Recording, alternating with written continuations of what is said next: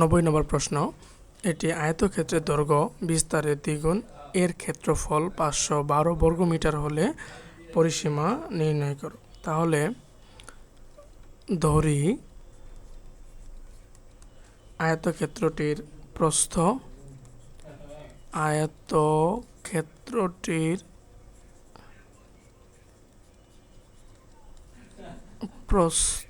Equal x metre,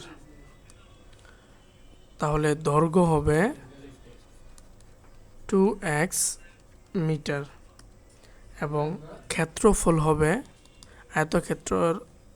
ক্ষেত্রটির ক্ষেত্রফল হবে 2x square বর্গমিটার। শর্তমতে 2x স্কয়ারের মান দেওয়া আছে 512 বর্গমিটার, বা x সমান আমরা পাবো 512 ডিভাইডেড বাই 2 এবং রুট ওভার কিন্তু আছে উপরে, যেটা আসবে হলো 16 মিটার। তাহলে প্রস্থ পেয়ে গেলাম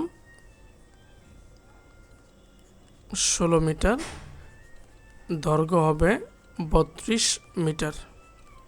এখন বলছে পরিসীমা, অতএব পরিসীমা সমান জানি, অর্থাৎ আয়তক্ষেত্রের পরিসীমা ইকুয়াল 2 ইন্টু 16 প্লাস 32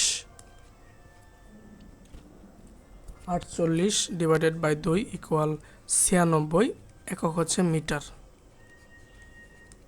তাহলে উক্ত আয়তক্ষেত্রটির পরিসীমা হচ্ছে 96 মিটার।